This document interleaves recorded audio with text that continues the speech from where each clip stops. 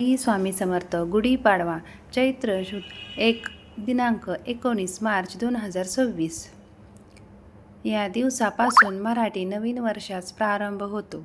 हा दिवस वर्षातील 4 मुख्य मुहूर्तापैकी एक असल्याने या दिवशी नवीन कार्यास शुभारंभ करतात. याच दिवशी श्रीराम नवरात्र व चैत्र नवरात्रास प्रारंभ होतो.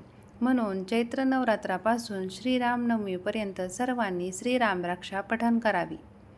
चैत्र नवरात्रीपासून चैत्र पौर्णिमेपर्यंत कुटुंबातील महिलांनी कुलस्वामिनीची सेवा म्हणून श्री दुर्गा सप्तशतीची 14 किंवा 21 पारायणे करावीत. चैत्र शुद्ध प्रतिपदेस ब्रह्मध्वजारोहण करतात म्हणजे गुढी उभारतात. कृती: सूर्योदयापूर्वी एक चांगली वेळूची काठी घेऊन त्यास तेल लावून गरम पाण्याने स्नान घालावे.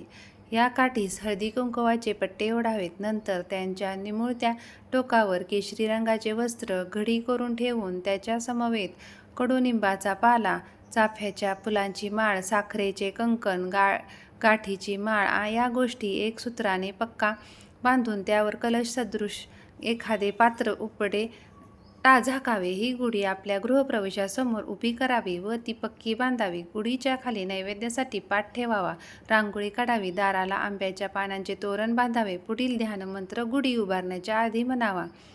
ब्रह्मध्वज नमस्तेस्तु सर्वाभीष्ट फलप्रदे प्राप्तेस्मिन्नवस्तरे नित्य मध्यगृहे मंगलकुरे. अर्थ: ब्रह्माचे प्रतीक असलेल्या या ध्वजास माझा नमस्कार असो. सर्व प्रकारचे फल मला मिळू दे. या वर्षामध्ये माझ्या घरामध्ये नित्य मंगल हो. ही प्रार्थना हा मंत्र म्हणून झाल्यानंतर ओम ब्रह्मध्वजाय नमः या मंत्राने गुढीची पंचोपचार पूजा श्री स्वामी समर्थ सेवा मासिकात दिल्याप्रमाणे करावी.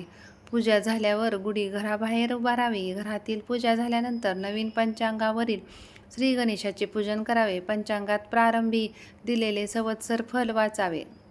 दुपारी सर्व शेतकरी सेवेकरांनी आपल्या शेतात मध्यभागी खड्डा करून त्यात सीतामातेचा नैवेद्य अर्पण करावा.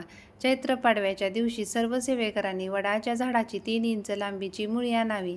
ही मुळी व रंगारी हिरडा या दोन्ही वस्तू कुटुंब प्रमुखाने आपल्या उजव्या हातात घेऊन सामुदायिकपणे एक माळ श्री स्वामी समर्थ जप करावा. नंतर त्या वस्तू पाटावर ठेवून त्याची पंचोपचार पूजा करावी व त्या सर्व वस्तू एका लाल पिशवीत भरून आपल्या घराच्या प्रवेशद्वाराच्या चौकटीच्या खिळ्यास ती टांगावी. या उपायामुळे घरातील सर्व व्यक्तींचे आजार, बाधा व संकटे यापासून संरक्षण होते.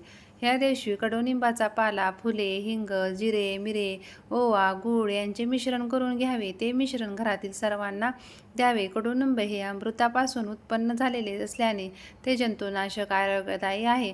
त्याचे सेवन आता प्रतिकात्मक मानले जात असले तरी त्याचे नित्य अनाशापोटी सेवन केल्यास शरीर सदृढ निरोगी राहते. अनेक रोगांवर त्याचा उपयोग होतो.